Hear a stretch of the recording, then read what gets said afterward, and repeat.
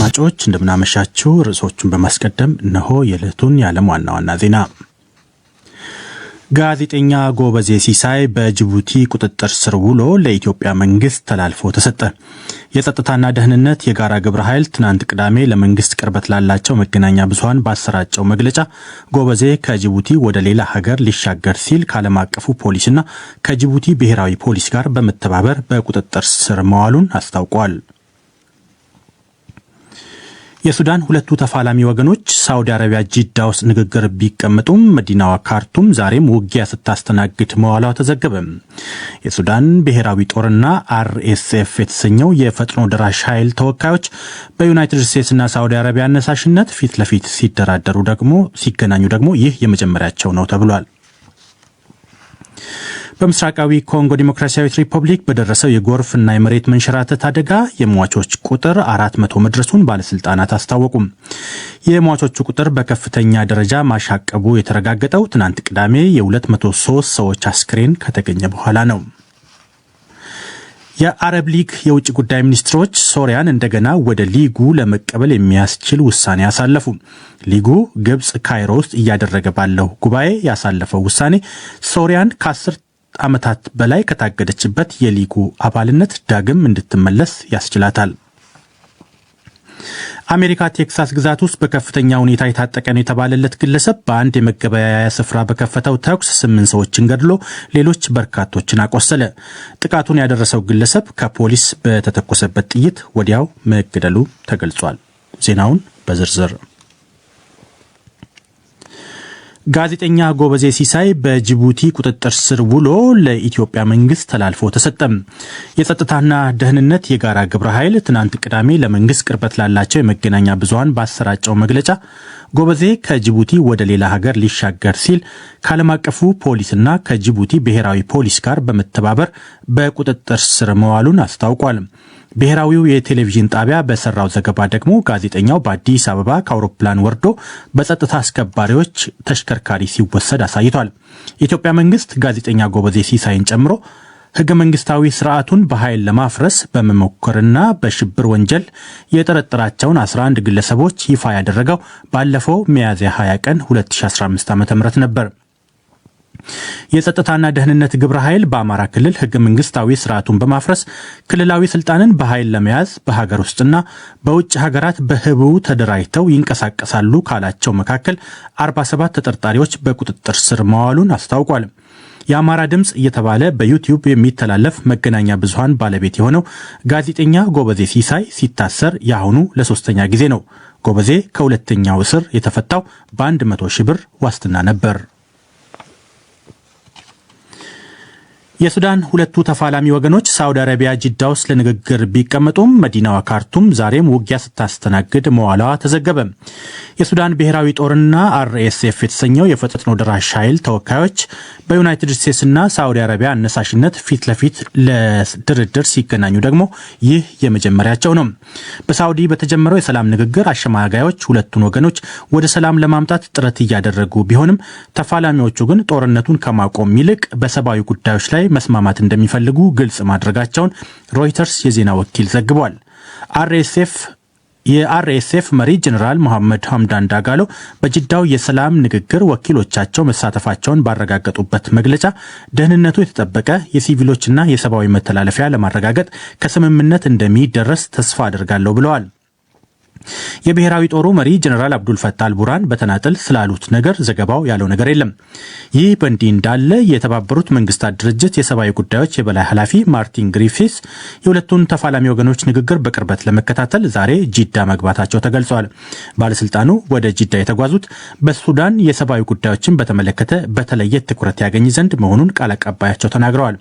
በሁለቱ ጄኔራሎች የሚመሩ የጦር ኃይላት በሱዳን በቀሰቀሱት ጦርነት ባለፉት ሳምንታት በመቶዎች ለሚቆጠሩ ሞት፣ በሺዎች ለሚቆጠሩ የአካል ጉዳትና በመቶ ሺዎች ለሚቆጠሩ ዜጎች ደግሞ መፈናቀል ምክንያት ሆኗል። በምስራቃዊ ኮንጎ ዲሞክራሲያዊት ሪፐብሊክ በደረሰው የጎርፍና የመሬት መንሸራተት አደጋ የሟቾች ቁጥር 400 መድረሱን ባለስልጣናት አስታወቁም።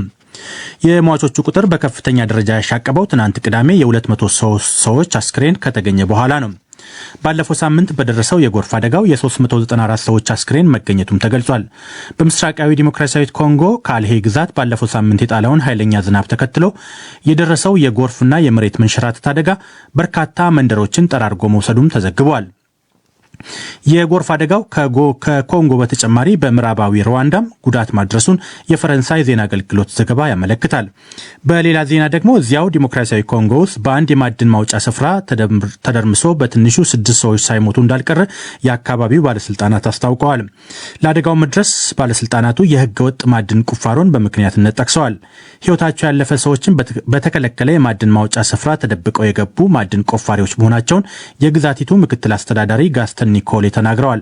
ባለስልጣናቱ በአደጋ ስጋት የማዕድን ማውጫውን ስፍራ ዝግ ቢያደርጉም ጨለማን ተገን አድርገው ወደ ተከለከለ ስፍራ የገቡ 6 ሰዎች ትናንት ቅዳሜ ምሽት መሬቱ ተደርምሶባቸው ህይወታቸው ማለፉ ተዘግቧል።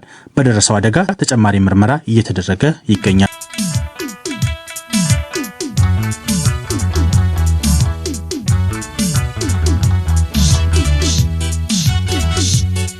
የአረብ ሊግ የውጭ ጉዳይ ሚኒስትሮች ሶሪያን እንደገና ወደ ሊጉ ለመቀበል የሚያስችል ውሳኔ አሳለፉ።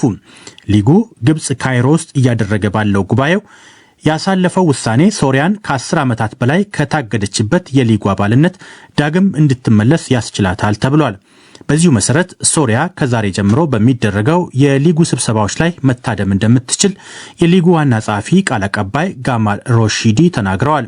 ይህንኑ ውሳኔ ተከትሎ ሶሪያ ከ10 ዓመታት በላይ የዘለቀውን የእርስ በርስ ጦርነት ተከትሎ የተፈጠረውን ልዩነት ወደ ጎን ትተው የአረብ ሀገራት የጋራ መከባበርን እንዲያሳዩ ጥሪ አድርጋለች። ሀገራቱ የጋራ መከባበርን መሰረት ያደረገ ውጤታማ አካሄድ መከተል አለባቸው ሲል የሶሪያ የውጭ ጉዳይ ሚኒስትር ዛሬ ያወጣው መግለጫ ያመለክታል። ሶሪያ ወደ ሊጉ አባልነት መመለሷ ከተገለጸ በኋላ የሶሪያው ፕሬዝዳንት በሽር አልአሳድ ፍቃደኛ ከሆኑ በዚህ ወር በሚደረገው የሊጉ የመሪዎች ጉባኤ ላይ ሊሳተፉ እንደሚችሉ የሊጉ ዋና ጸሐፊ አህመድ አቡል ሄግ ተናግረዋል። ሶሪያ ከ22ቱ የሊግ አባላት ሀገራት አባልነቷ የታገደችው በጎርጎርሳውያኑ 2011 መንግስት በዲሞክራሲ አራማጅ ኃይሎች ላይ ከመጠን ያለፈ ወታደራዊ ኃይል መጠቀሙ የእርስ በርስ ጦርነት መቀስቀሱን ተከትሎ ነበር። አሜሪካ ቴክሳስ ግዛት ውስጥ በከፍተኛ ሁኔታ የታጠቀ ነው የተባለለት ግለሰብ በአንድ የመገበያያ ስፍራ በከፈተው ተኩስ 8 ሰዎችን ገድሎ ሌሎች በርካቶችን አቆሰለ። ጥቃቱን ያደረሰው ግለሰብ ከፖሊስ በተተኮሰበት ጥይት ወዲያው መገደሉ ተገልጿል። በግለሰቡ ጥቃት ከተገደሉት ውስጥ አንዲት የ5 ዓመት ሕፃን ትገኝበታለች። በኦንላይን የተለቀቁ ተንቀሳቃሽ ምስሎች ግለሰቡ ከገበያ ማዕከሉ ተሽከርካሪ ማቆሚያ ቦታ በቀጥታ ወጥቶ በአቅራቢያው በነበሩ ሰዎች ላይ ተኩስ ሲከፍት አሳይተዋል። በአቅራቢያ የነበረ አንድ የፖሊስ መኮንን ለግለሰቡ ተኩስ አስቸኳይ አጸፋ መስጠቱ ግለሰቡ ከዚህ በተጨማሪ ግድያ ሳይፈጽም ማስቆም መቻሉን የፈረንሳይ ዜና አገልግሎት ዘግቧል። የግለሰቡ ማንነትም ሆነ ዜግነት ለጊዜው ይፋ አልተደረገም። ጥቃት ከደረሰባቸው ሰዎች 6ቱ ወዲያው ሲሞቱ 2ቱ ሆስፒታል ከደረሱ በኋላ ህይወታቸው ማለፉን ፖሊስ አስታውቋል። ሌሎች 3 ሰዎች በአስጊ ሁኔታ ውስጥ መሆናቸውም ተመላክቷል። ጥቃቱ በዩናይትድ ስቴትስ በዚህ ዓመት ለ199 ሰዎች ህልፈት ምክንያት ከነበረው የሩምታ ጥቃት በኋላ ለሁለተኛ ጊዜ የተፈጸመ ጥቃት ሆኗል።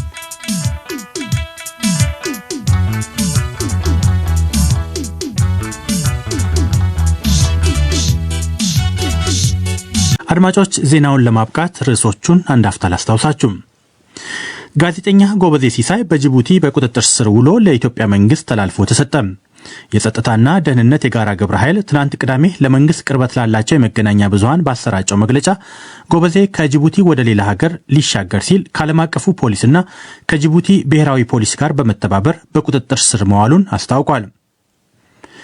የሱዳን ሁለቱ ተፋላሚ ወገኖች ሳውዲ አረቢያ ጅዳ ውስጥ ንግግር ቢቀመጡም መዲናዋ ካርቱም ዛሬም ውጊያ ስታስተናግድ መዋሏ ተዘገበ።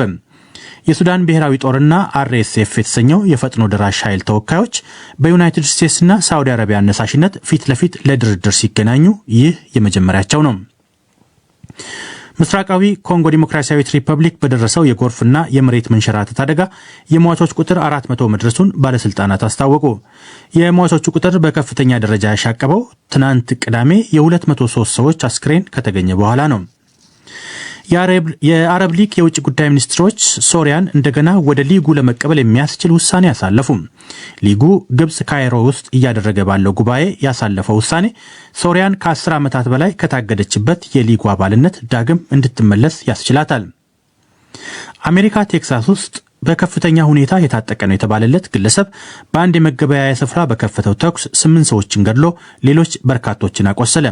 ጥቃት አድራሹ ግለሰብ ከፖሊስ በተተኮሰበት ጥይት ወዲያው መገደሉም ተገልጿል። ዜናው በዚሁ አበቃ። ጤና ይስጥልኝ።